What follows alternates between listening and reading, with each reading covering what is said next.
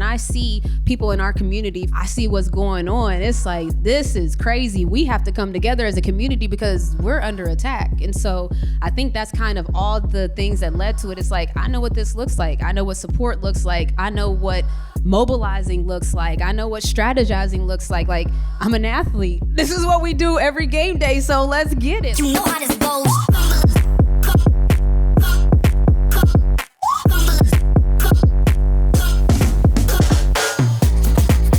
First of all, I mean, just a round of applause for these incredible, incredible women, and Renee here for sharing her story. But as I was watching this film, I looked at Renee and I said, you know what?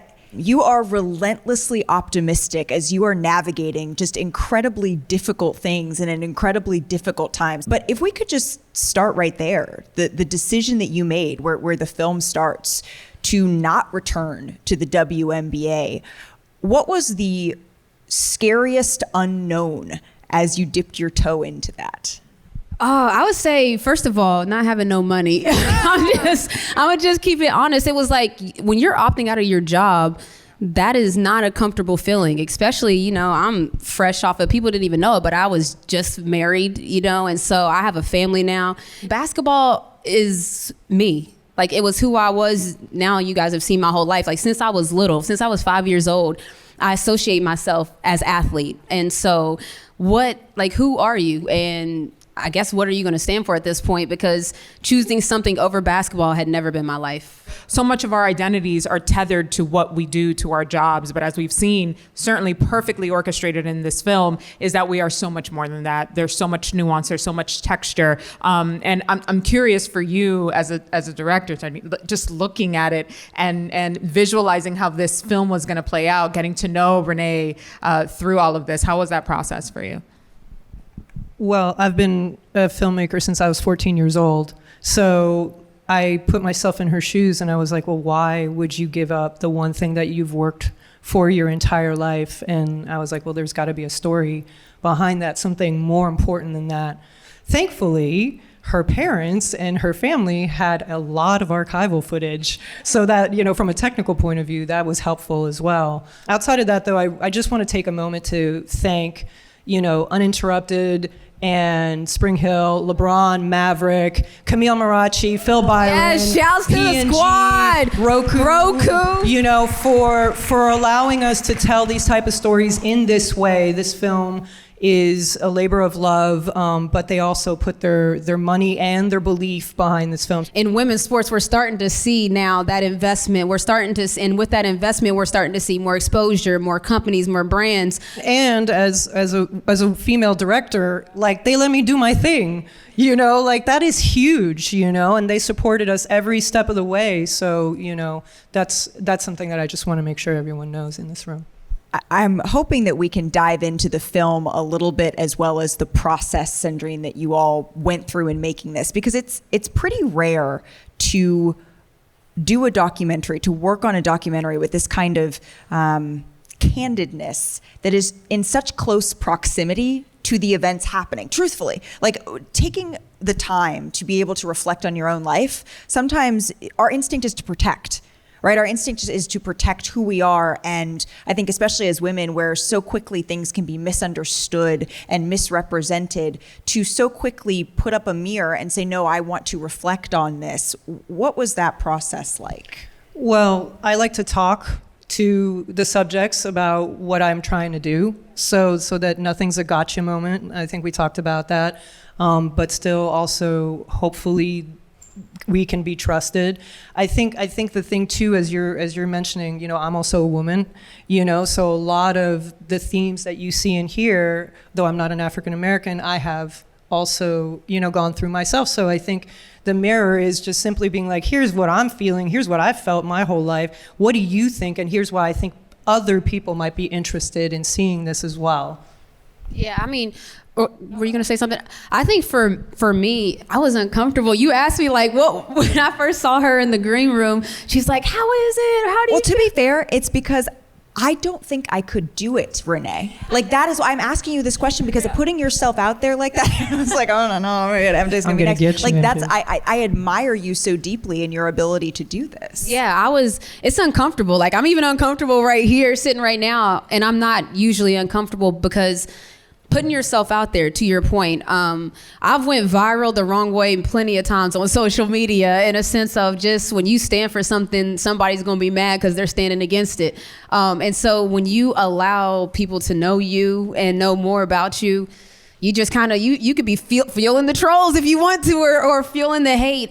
But sometimes you just have to do that to put your story out there. But yeah, talking about myself, we've all talked about how we don't even love being on camera, even though we're on camera all the time.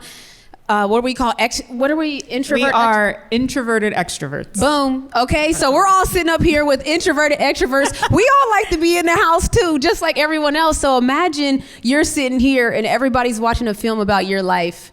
It's just uncomfortable, but I'm so thankful that people, first of all, I didn't even think that. My wife was the one that was like, they're gonna make a documentary about this moment. And I'm like, girl, relax. Like, you're so extra. She's like, I will not relax. No one's making a documentary. And then here we are. She already knew. She saw it before that. But I want to talk about that catalyst and the title of this, A Radical Act, because I think for many folks on the outside, it felt very radical for you to be standing on this principle for social justice and for your community in particular. But you had already been like that, not just years before in 2016 when you stood there with your team and shirts that you then got fined for, but your entire life. There's photos of you literally holding a sign at a protest with your parents. So you are, if About That Life was a person, you are her. So that, I feel like, while it sounds radical for you, it almost seemed like the most natural path to take. It's crazy because I identify, like I said, as an athlete in a sense of who I am. But even me watching the film back, it really is crazy to see all the steps of my life that definitely led to that radical act, in a sense of being at a protest when I don't even know what's probably going on, but I'm with it. I got what y'all need. I got the sign. And so it's just that, and my parents going to an HBCU, I think that really changed the course of how I saw myself, because I saw Black excellence every day. Like, you couldn't have told me I wasn't an AKA when I was 12 years old, honey. Like, I was at the step shows, but I experienced the whole life, and I experienced like what community looks like. That's something that probably people don't necessarily know most about HBCUs, is like, it is a real community. My sister was talking about it, but if you do something, they're gonna tell my parents, and now I'm in trouble type of community. Like, it's like that tight knit. So I grew up in those vibes. And so when I see people in our community, fast forward to 2020, I see what's going on. It's like, this is crazy. We have to come together as a community because we're under attack. And so I think that's kind of all the things that led to it. It's like, I know what this looks like. I know what support looks like. I know what mobilizing looks like. I know what strategizing looks like. Like, I'm an athlete. This is what we do every game day. So let's get it. Like, that was kind of my whole thought process. But you seem so clear on that now, right? You seem so clear on, this is what I was going to do. This is how I grew up. I remember I was in the NBA bubble, right? And in the NBA bubble, there was a moment after a shooting in Kenosha, Wisconsin, and there was a discussion for 2 days. Players were talking about, what do we do? Right? Like, we are in this insulated environment where we have unlimited access to COVID tests, and we're essentially, there's a literal barrier between us and the outside world where we are protected. And is it better for us to walk away? Is that going to amplify our voices more? Or is it better for us to continue to play NBA games that millions of people watch and use that as a platform for our message? And I don't know that there's a right or wrong answer for where that activism and how that activism shows up. How did you make the decision that this was the way that you needed to show your support and to be able to amplify our message collectively? Yeah, no, that was the tough part, because if you drop 30 points and then you sit at your press conference and say whatever you need to say, that's going to go out to a large crowd. That's impact. If you opt out and you speak without saying something by opting out, I didn't know. I didn't even know if it was going to be heard. I mean, I sent a tweet. Like that's just to give everybody my thought process. You see now, people do press conferences to announce what team they're signing to announce, anything. You can do a press conference to announce that you are going to have some snacks tonight and which ones you're going to eat. I decided it's this, right? Like everything is publicized, but I sent out a tweet saying that I was opting out because that's just the headspace of what I thought the media attention for the WNBA was getting. I mean, I thought that we weren't getting a lot, but I thought that I was going to be the boots on the ground to answer your question. I thought, all right, I'm about to opt out because first of all, my headspace is not with sports and the city of Atlanta is turned up. Like that, I think that's a big part of my story. Had I been in any other city, maybe I might not have felt that strong of an impact from the city, but I'm looking at the news and the news is streaming live what I'm looking out my window. Like I can see exactly what the news is showing right here. I'm in it. Like I'm in the mecca of change right now. And so for me, I was like, that's where I should go. That part was pretty clear in a sense of it, which is shocking because we had a cutoff date that the WNBA basically said, like, you need to opt out by this date or else, basically. I opted out a couple days before that because it's like I already knew. Like it was like I didn't need to wait. I already knew that I wasn't going to play and I already knew that the city of Atlanta was where I needed to be. And I think that for the players that played, they was adding their moments in the bubble. It was like, wop, wop, wop, wop, wop. Like we was... Y'all already know I was going with that. Like, not okay, like us. okay, like, but I felt like we was all kind of like on our own. Tennis, put down the rackets. We saw the NBA, we saw the WNBA. I felt like we was all just getting our licks in, and mine just happened to be in Atlanta. There's a word that you've said quite a bit, which is impact, which is a really strong word. And it's a theme, I think, throughout the film as well. And there's the impact not only of that act, right, for social justice, but also the impact of the fact that you, and this was shot, several years ago, obviously, 23 years ago.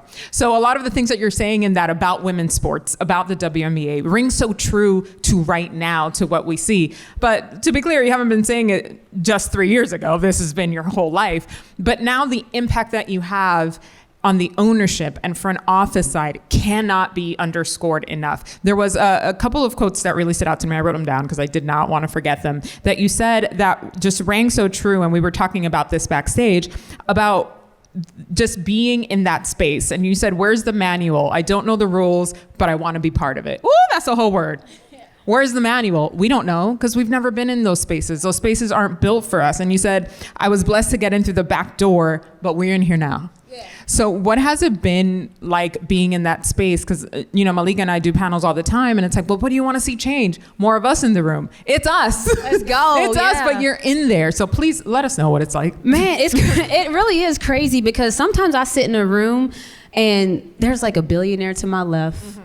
A couple millionaires and maybe another billionaire to my right. Yeah. And I'm looking and none of them look like me. You know what I mean? I'm looking and I'm like, man, I'm the only one in this room. So first of all, I feel like I got to represent because if I'm going to be the blueprint, then this thing got to go right. Like we got to make sure that this goes right. So it's just one of those situations where it's like, we can do it. That's the craziest part because it's like, I didn't have a manual. I don't know, but the want to, I feel like a lot of people do that. Like the fake it till you make it. It sounds good, but you have to have an opportunity to fake it. Like I got the opportunity to get in there and like, let's just figure this thing out together. But what I did know was what I wanted to do. So when we started, you guys saw, it's like, we need to be all the way ATL. We need to have our broadcast group look like us. Like there's things that I don't know what to do, but I know where we're going to go with it and we can help form it together. So, I mean, even what you said about women's sports, yeah, this was 2021 when I was saying that there wasn't sellouts every night like we're doing with the Dream now. There wasn't players like Angel Reese going to the Met Gala. Shouts to Angel Reese and everything and all the squad. Like, yes, like I love that y'all clap for that because it really is a moment happening right now and there's momentum. And so in 2021, that wasn't there. So now watching the film and when it comes out, it probably feels like a Doug caption when I'm saying for all of that, but it was not like that a couple years ago. Well, and that's why the momentum to keep it going forward, right, is so important. And I was thinking about asking you this backstage, and I was like, nah, you know what? I'm gonna save it until we're out there in front of it. Looking towards an election that we have coming up in a couple of months, looking toward the state of a world that frankly is kind of scary, right? Like, you have done so much work, and Sandrine, you've done so much work making sure that people see the stories of people that we don't always see. Do you feel like, how far have we moved the needle and everything you gave up forward? And how far do you still feel like you look around and you're like, man, the dream, we're still selling out, we're doing all this stuff, but it still feels like we have a really long way to go in some ways? Man, I would say, just because, whenever something powerful happens, we kind of talked about it in the film, but there's going to be a large group of people that really didn't want that to happen and are going to be doing everything they can to try to make it however they want again. And so when you look at the landscape, it's easy to be like, man, like we're going backwards. And in some ways we are, Google Project 2025, but in some ways we are going backwards. And that's why it almost energizes what you're doing, because it's like, dang, I thought we should be further than this. That means I got to go a little bit harder. But with the dream, I feel like leaps and bounds, and not even just what the team on the court is doing, but how people are perceiving us. I mean, when I was a player, I left the Minnesota Lynx and everybody was like, are you okay? Why would you go to Atlanta? Like, why are you leaving Minnesota? Y'all just won a championship, girl. Like, you going to the A? There's nothing there. And to now where in the off season, our free agency was one of our best years yet. And people were taking less money to play for us. You used to have to give people the most money to play because of the organization, because of, all the things. But so in that way, it's a huge progress. Our whole organization, shouts to Larry G and Suzanne, who are amazing, like-minded like me, which is awesome to have. Accomplices, somebody said that, not allies, accomplices in what's going on. But I mean, it's just crazy to see that in situations where we all experience the same thing. Like, my film is y'all's film. Like, it's like, because any woman that's been on TV, we've all experienced the fact that if we pronounce one thing wrong, if we say one stat wrong, I'm going to go on Twitter afterwards and everybody's going to tell me why I should have never been sitting there in the first place. Who hired her? Oh my gosh, get this girl off of camera. That's our life. So a lot of the things in this film, I'm sure a lot of people will gravitate to, because unfortunately, groups that are always trying to get to a place, I don't want to say oppressed, because we've already made it. Look at us on this stage. But people that are fighting against that, they're always going to push it. I think ultimately there's a couple of things, rather than focusing on necessarily the landscape. I think what I would like for this film to be is a blueprint on how to overcome. When you think about the themes of the HBCU, themes and as well, but not exclusively. Renee is a WNBA champion. She has taken many losses in life, as many athletes have. And if you focus on your losses, you're never going to figure out how to get your wins. So I think that's the ultimate lesson here, hopefully, in this film.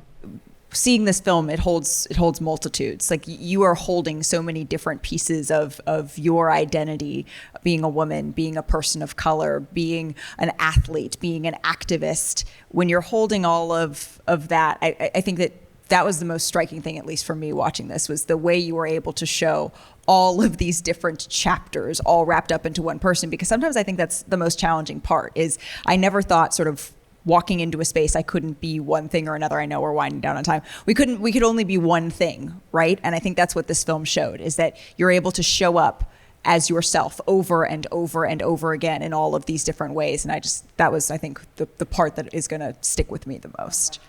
Thank you both for that. Thank you for being vulnerable. You know how to